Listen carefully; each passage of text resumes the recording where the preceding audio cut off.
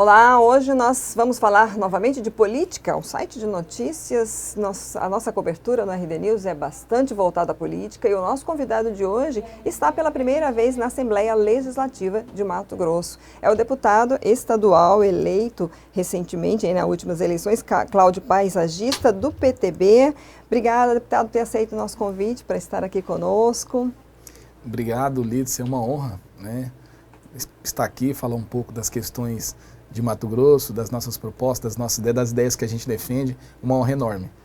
Bom, o deputado estadual Cláudio Paisagista é de Rondonópolis, né, como eu já falei aqui, do PTB, foi eleito com 26.234 votos, 82% desses votos foram de Rondonópolis, daquela região, já disputou uma eleição e aí está como o único representante do partido na Assembleia. Queria que o senhor contasse, já que é a primeira vez que está conosco aqui no RDTV, um pouco da sua trajetória profissional, política, né? O senhor é empresário, esse nome não veio à toa, né? Paisagista, mas quem é Cláudio Paisagista? Lídice, engraçado, eu sou conhecido como Cláudio Paisagista, mas que vem, né, da atividade profissional nossa. Mas assim, mais de 80% do nosso faturamento é da irrigação, imagina só. Né? Mas como a gente começou como jardineiro e depois a gente foi progredindo para a atividade de paisagista e depois montamos um negócio, um garden center no setor, o nome pegou e ficou. Né? Mas enfim, eu sou de origem muito simples, né? Estudei em escola pública, universidade pública, né? Fui professor, sou um cristão fervoroso, acredito muito na moral judaico-cristã como um importante fator para a coesão social. Às vezes a gente apela muito para a legalidade, mas a moralidade termina sendo muito importante, né, para as grandes tomadas de decisão. Enfim, nunca consegui ser um empregado formal, né? A gente é de zona rural, aos 17 anos a gente ficou só na cidade mesmo. Eu fui trabalhar como jardineiro, informal, né? Depois fiz um curso do Instituto Universal Brasileiro, isso é coisa pra gente muito antiga, né? Um curso de jardinagem, né? E montei um negócio desde os 17 anos, eu toco empresa. Gestão, empreender, é a nossa atividade profissional. Sou casado com a Alessandra e tenho 2 filhos, uma de 17, a Maria, e um de 12 anos, o Matheus. Uhum. Bom, e por que essa busca, né, pela política partidária, o que o levou a se candidatar? Lídice, eu tenho assim, desde jovem, eu assim, desde 17 anos, eu entendi a importância da livre iniciativa, né? Eu falava agora há pouco ali que as oportunidades, né, a riqueza, ela é gerada pela associação de trabalhador e empreendedor. Né? Muitas vezes alguém acha que político tem a capacidade de gerar emprego. Não tem. Né? O político ele pode gerar desemprego e às vezes gera cabide de emprego. Né? Então assim, eu sempre notei que faltava a presença. Eu sempre fui envolvido com a comunidade, com algumas atividades sociais, sempre fiz isso, né? Porque eu julgo isso super importante. Nós ainda, eu acho que nós temos muito para se desenvolver nessa área, né, a área de cooperação voluntária, a área de comunidade. E isso é bem desenvolvido em países como Israel, é desenvolvido em países como os Estados Unidos. As pessoas se associam em livres associações e tocam empreendimentos incríveis que ajudam a desenvolver o seu país. Como, por exemplo, o setor de educação, né? O setor de cultura. Então, essas áreas, elas não ficam monopolizadas pelo Estado. Né? Sempre as livres associações têm uma participação. E isso contribui muito, né? Contribui muito com o desenvolvimento de um país. Às vezes, se faz uma ideia de que só dentro do Estado tem inteligência, só dentro do Estado tem a capacidade, né, para resolver os problemas do país, da nação, das menores comunidades, mas eu não acredito nisso. Né? Às vezes a solução do Estado para um problema é tão ruim ou pior que o próprio problema. né? Então acredito muito na livre iniciativa. E como eu empreendi toda a vida e percebi essa ausência de pessoas comuns no debate público e as coisas descambando, né, principalmente na minha cidade. Eu sou um mato-grossense, filho de mato-grossense. E eu ficava pensando, meu Deus do céu, né? Mas existem coisas que são tão claras, né? Que não carece de tanta discussão assim, que poderia ser resolvido tão facilmente. E eu não percebi ali a presença das pessoas comuns que sabiam resolver o problema. Então eu falei, não, eu vou entrar nesse lugar também, porque esse lugar ia no debate público. Eu só me filiei a um partido político em 2020. Foi a primeira vez que eu me filiei a um partido político. 2019, 2020. Eu falei, olha, eu quero estar ali, porque eu percebo que, felizmente ou infelizmente, é dali que saem as grandes decisões. E eu estou aqui para participar, para cooperar, né, com a minha cidade lá em Rondonópolis, com o estado de Mato Grosso, com o Brasil, né? Eu sei que a gente pode fazer muito se a gente tiver a visão de comunidade, a visão de bem comum, né? E eu quero fazer isso. Bom, a gente viu aí pelo resultado, né, pelo número de, né, o percentual de votação de Rondonópolis, uma grande expectativa, né? E quais são então os projetos, o que o senhor pretende desenvolver voltados não só a Rondonópolis, mas toda aquela região sul, que tem alguns problemas, né, que são de décadas, né? Então, o que o senhor pretende fazer ali pela região? Olha, nós temos problemas ali regionais, né, problema na região sul, mais especificamente Rondonópolis. Rondonópolis é uma das cidades mais importantes no campo logístico, né? Ela tem 10 mil semi-reboques, né, caminhões registrados somente na cidade. É chamada capital do bitrem. Né? Ali tem o maior terminal ferroviário da América Latina, então nós temos muitos problemas de infraestrutura, né, de drenagem, problema de rodoanel. Nós não temos lá em Rondonópolis um rodoanel, né? Imagina só, nós temos uma via que é usada como anel viário, mas que infelizmente está ultrapassado, está obsoleto, está dentro do traçado urbano. A classe trabalhadora termina usando, né, disputando a mesma via com caminhões pesados, e isso tem ocasionado muitos acidentes, perca de vida, muitos prejuízos, né? Então a gente pleiteia junto ao governo do estado, ao menos um estudo de viabilidade, né, para um novo anel viário que conecte ali a 163, a 364, a 130, né? Então, nós precisamos pensar pensar essa questão logística ali de Rondonópolis. Mas, para além dessa questão logística, né, de infraestrutura, nós temos problemas sérios no Brasil, problemas e no Mato Grosso um pouco pior, problema no campo da educação. Né? O estado do Mato Grosso, infelizmente, é um dos estados que tem um dos piores índices de educação, né? Nós não vamos aqui responsabilizar esse governo, somente esse governo, não, seríamos injustos, né? O Brasil tem a terceira pior educação das Américas, né? A gente só ganha da Argentina e do Haiti, da Argentina e do Haiti, né? Nas Américas. A gente perde para o Peru, para o Paraguai, para a Colômbia, para a Venezuela. Então, assim, isso é uma coisa muito ruim, porque a educação é o elemento que é mais importante para promover a mobilidade social. Né? Eu entendo que nós não vamos ter um estado de oportunidade, um estado desenvolvido, sem ter educação de qualidade. Especialmente nesse momento econômico que a gente vive, que a economia está saindo do campo da indústria, né? O crescimento está mais no setor de serviço. E o setor de serviço, ele precisa de muito capital humano, muita gente qualificada. Né? Imagina só, para onde nós vamos se a gente não tiver gente qualificada, capital humano para ocupar esses espaços. Né? Então a gente tem que pensar muito na questão de educação, não investir mais. Às vezes você fala assim, nós vamos investir o dobro, vamos investir 2 vezes mais, mas você tem o mesmo resultado, você é 2 vezes mais incompetente. Né? O que a gente precisa é pensar qual é a origem dos problemas da nossa educação. Isso é uma coisa muito séria, isso afeta profundamente todos os setores da sociedade.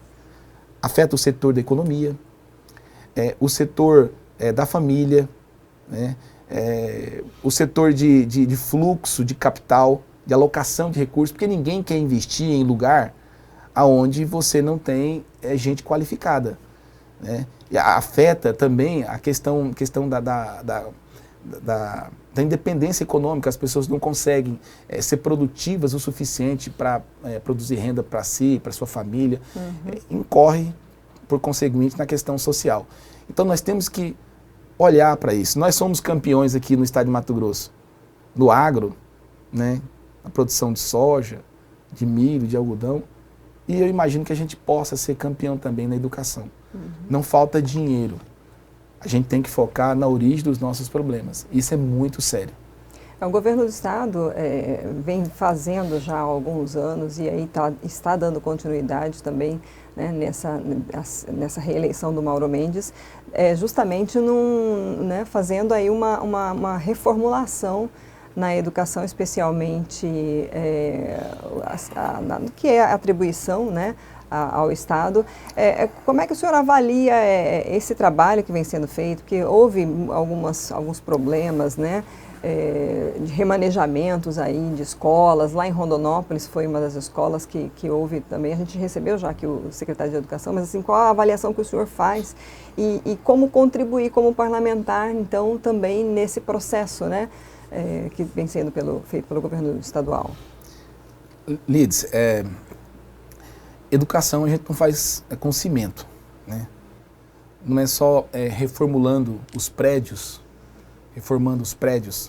né, que nós vamos mudar a qualidade da nossa educação. Essas reformas, novas construções, equipamentos, né, tecnologias, são importantes, mas ela não é definitivamente a origem dos nossos problemas, né? Então, assim, eu avalio que a gente tem que olhar para a comunidade escolar como um organismo complexo, né? Eu não vejo educação sendo feita só pelo Estado, né? O artigo 205 da Constituição trata disso. Educação é direito de todos, e dever do Estado e da família, né? E conjunção aditiva.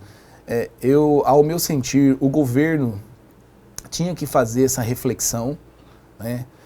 Chamar as famílias, né? Conscientizar as famílias do seu papel na educação.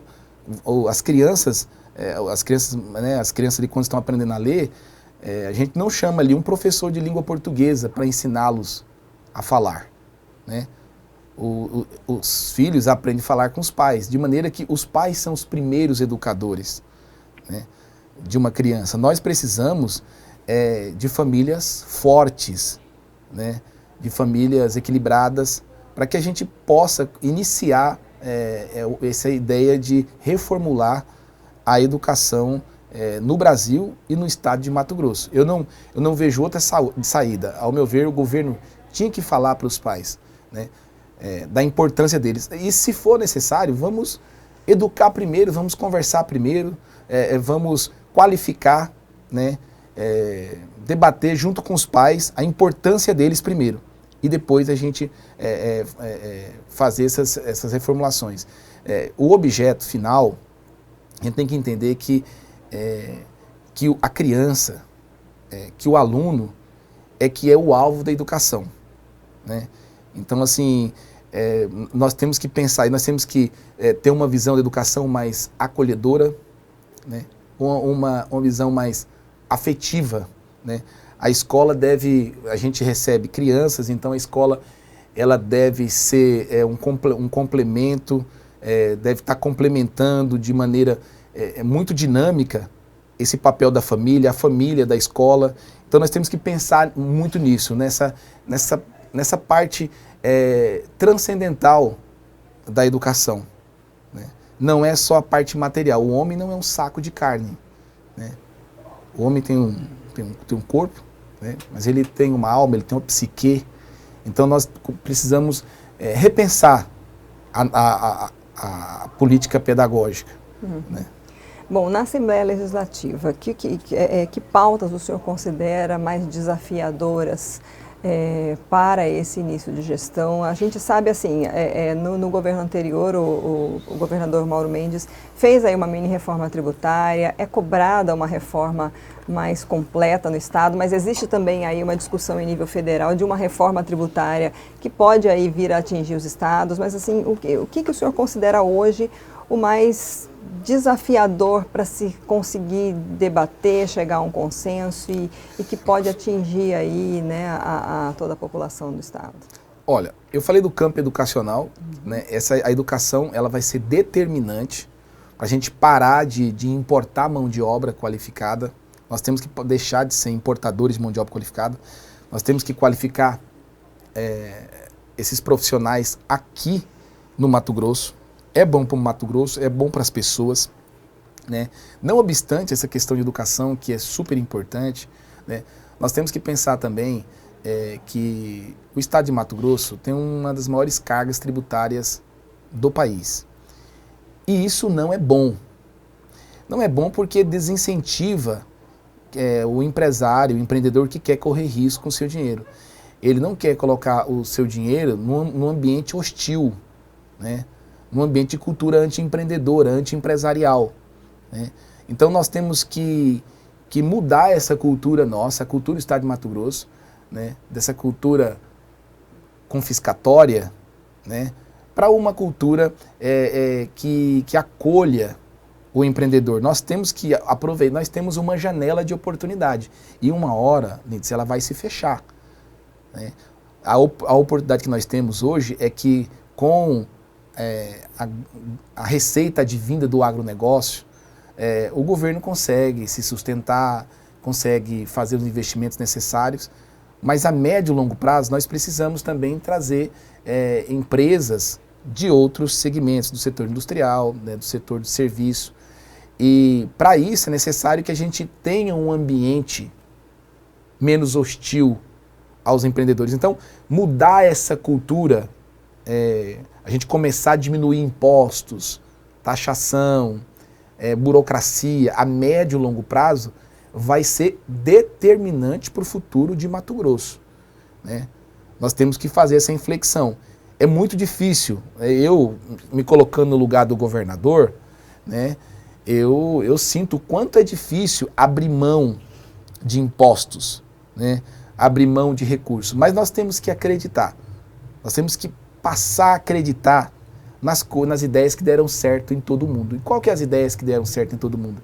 É as ideias de que o dinheiro tem que ficar no bolso do trabalhador. Ele sabe o que é melhor para si próprio, então ele tem que tomar a decisão. Nós temos que dar independência para as pessoas, parar de confiscar. E também deixar o dinheiro no bolso ali de quem está correndo risco. Quando você tira muito imposto da empresa, a empresa fica descapitalizada, perde capacidade de investir, por conseguinte, perde capacidade de gerar emprego e novas oportunidades, né? Então a gente começa a gerar pobreza. Então nós temos que pensar nisso, né? Nós temos que, se a gente pensar o estado de Mato Grosso a longo prazo, nós vamos transformar isso aqui em uma bolha de desenvolvimento, uma bolha de justiça, uma bolha de desenvolvimento. É isso que eu quero debater junto ao governo do estado. Uhum. Bom, o senhor está iniciando essa gestão na Assembleia Legislativa, né, como parlamentar, mas já é citado como um pré-candidato ou um possível candidato à Prefeitura de Rondonópolis nas próximas eleições, aí, né, em 2024. Isso está sendo já trilhado? Como é que está, né, a sua disposição para o próximo pleito, deputado? Lídice, o que acontece? A gente agora, nós tivemos ali, já tínhamos ali 4 deputados eleitos, né? Teve outros candidatos do prefeito que veio para a disputa, né, apoiado por várias secretarias, pelo governo, por parte da Câmara, né? E, felizmente, nós tivemos, recebendo da população, a maior votação entre todos os candidatos a deputados estaduais. Só em Rondonópolis foi 21.702 votos. Então, eu entendo assim, até de maneira que é um tanto quanto natural, né, se falar em eleição de 2024, numa candidatura nossa a prefeito de 2024, mas assim, é um pouco precoce falar, né, porque assim, a política muda muito e lá na frente eu imagino que em 2024 a gente vai ter um novo cenário, né. Não obstante, eu acredito muito que pessoas comuns podem ser representantes extraordinários, né? Então, assim, a gente, como eu disse aqui, não tem inteligência só no ambiente político.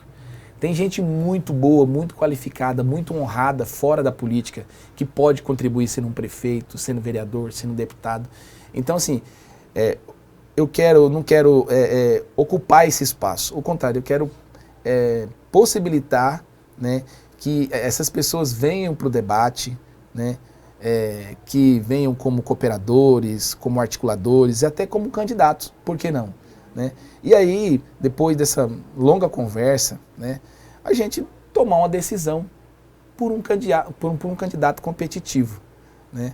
Mas assim, nós vamos estar no debate, de uma forma ou de outra, talvez como candidato, né, talvez como um cooperador, né, um articulador, um apoiador, mas nós vamos estar no debate sim. Eu amo Rondonópolis, né? Eu amo Mato Grosso. E eu quero ajudar a melhorar essa terra aqui. Eu quero que as pessoas tenham oportunidade, inclusive a oportunidade que eu não tive. Né? É muito triste você ver os talentos se perder pelo ralo da falta de oportunidade. Né? E é muito triste ver isso. E eu não quero que as coisas continuem assim. Né? Bom, para a gente encerrar, alguma questão que a gente não abordou que o senhor queira trazer? Olha, nós estamos fazendo algumas ações ali, felizmente conseguimos, junto ao governo do estado ali, barrar ali a criação de impostos, né? A gente teve uma mensagem ali na comissão de orçamento, da qual faz parte, pedi vista na ocasião, a mensagem criava um imposto de 2,5% e PVA para veículos elétricos, né? Quadriciclos, motonetas, bicicletas elétricas. A gente conversou com o secretário Rogério Galo e entramos num consenso e, graças a Deus, o governo recuou dessa proposta de criar impostos. Nós também estamos criamos já, graças a Deus, a frente de combate ao aborto. Às vezes fala, Cláudio, você quer combater o aborto de como? Né? O que acontece? O aborto ele é crime, mas nós não queremos combater o aborto de maneira coercitiva, mas de maneira persuasiva. Eu tenho ideia, eu defendo a ideia de que as mulheres não se engravidam para abortar, jamais. Isso não, né? As pessoas são levadas a fazer um aborto. Isso é muito ruim para o aparelho reprodutor da mulher, é muito ruim para a psique, para a parte psicológica, emocional. Isso é muito desvantajoso. Né? E o que acontece? O Estado não tem políticas específicas para tratar dessa pandemia. E isso não é discutido. O governo, por exemplo, não tem dados. Se você perguntar quantos abortos para o governo do Estado, para a prefeitura, quantos abortos são feitos? Né? Vocês têm uma média, uma estatística? Né? Existe estatística de homicídio, né? Estatística de violência contra a mulher, né? Estatística de corrupção, mas não existe essa estatística que nós devemos ter, uma estatística científica que trata dessa questão de um atentado contra a vida. Certamente só tem o que é considerado o aborto legal, porque precisa de autorização judicial, enfim, né? Exatamente. Então nós queremos fazer uma investigação desse tema, investigação científica, né, junto com institutos sérios, né, levantar dados para que a gente tenha essas referências e, a partir de então, formular políticas públicas para esse setor. Né? Inicialmente, a ideia seria possibilitar que essas mulheres, antes de incorrer com aborto, que elas possam ter acompanhamento psicológico, psiquiátrico, no campo da obstetrícia, acompanhamento religioso com padres, com pastores e também acompanhamento financeiro. Né? Às vezes a mulher termina tomando a decisão por abortar porque está em condições econômicas ruins, né? Tem, de repente, se separou, tem uma questão de relacionamento envolvido e termina tomando uma decisão levada pelo momento. Então a gente quer possibilitar, a gente financia tanta coisa, a gente financia gente que fez coisa gravíssima e está preso. Por que nós não vamos dar um amparo econômico para uma mulher grávida? Né? Para evitar esse mal tão grande. Então a gente quer debater essas coisas, esses temas e ajudar, né, as matogrossenses a ter uma vida próspera, cheia de oportunidade, ajudar a vida. Tá joia, muito obrigada então novamente, deputado. Um bom trabalho lá na Assembleia. Obrigado, Lindsay.